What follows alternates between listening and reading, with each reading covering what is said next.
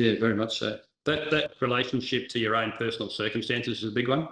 So that 14-year-old kid I spoke about was a fatal traffic accident, and car got hit. Guy was dead before the car rolled 3 times. Guy was dead before he hit. We were the first car on the scene, and there's no trauma, no gruesome trauma. Had a little nick to his head, and that was it. But basically, his neck broke because of the force of the car. Right, so he was basically sleeping, no trauma whatsoever. But I learned this years later that I got a bit of PTSD out of it. The reason being, it was 400 metres from the house I grew up in. This guy was coming home on a Friday afternoon to visit his girlfriend. Girlfriend wasn't home yet, so I said to the mother, I'll pick dinner up and I'll get a video for us to watch tonight, and drove out, car hit him at 160 and rolled him and killed him. And I had to go and tell the family. Parents went home, 14-year-old kid right there in front of me. I thought, what do I do? And I paused, I did, and I ended up telling the kid that his brother had died. And that's the one that haunts me to this day, as to whether I should have just let 14-year-old kid. And I think constantly, where's that 14-year-old kid today? Did I have an impact on his life? But that guy was the same age as me on the day he was killed, and he did not have a thing wrong. He never saw that car coming. He could not have seen that car coming. It was a T intersection. He would have looked left. He would have looked right. He would have done everything, but 160 kilometres an hour, he could never have seen it coming.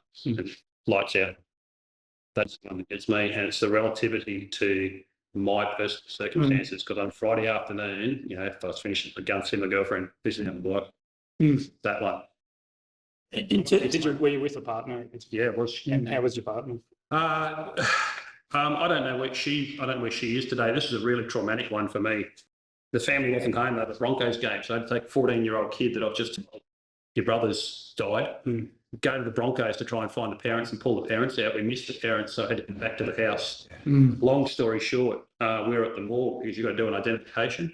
And we got a family there who brought their priest along to do the identification. All they want to do is touch the body, which you don't do from a protocol point of view. But I've got a lady police officer on my shoulder crying. There's another male there with a woman police officer on his shoulder crying, and we're looking at each other with tears coming out of our eyes because we've got a family in here. It was a very, very emotional circumstance, but no gruesome. I've done one where I've had to take heads to the morgue. Very gruesome stuff like all of us have done. Not one of those has ever really.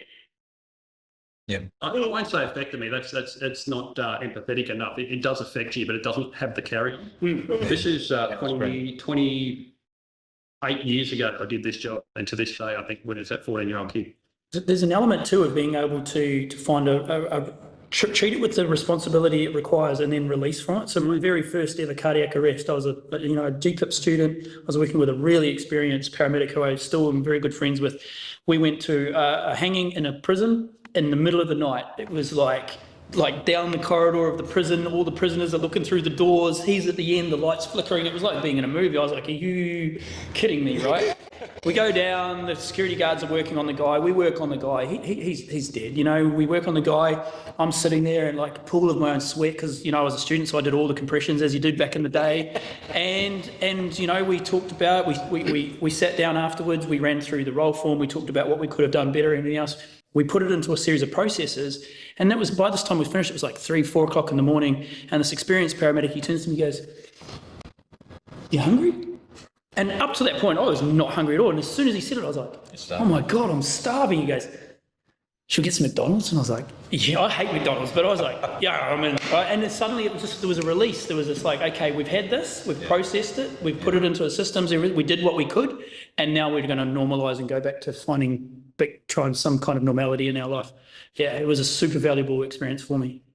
The ability to normalise to an extent, be able to talk about it, like you've done, thanks, is really important, I think, for most people, at least for me, being able to relate, traumatic incidents, so civilian casualty incident in Afghanistan in 2009, and 5 children died, and I was a task force commander, so that in itself, it doesn't matter how you look at it, it's ugly, but being able to just talk about it, to mention it, not to sort of just pack it up and leave it in the back of your head forever, is important, and even just to talk around it type thing, not just to my long-suffering wife, but to my mates, and to those. I'll pick up the phone occasionally and talk to my team that were on the ground, and the two operators that were there on scene, if you like, or right there as they're getting a shot at, is to this day really important.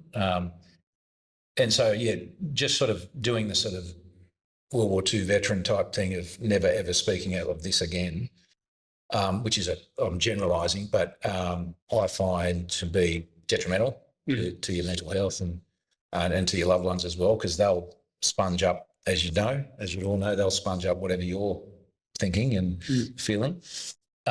So that's been a really useful, valuable coping mechanism, and just self-management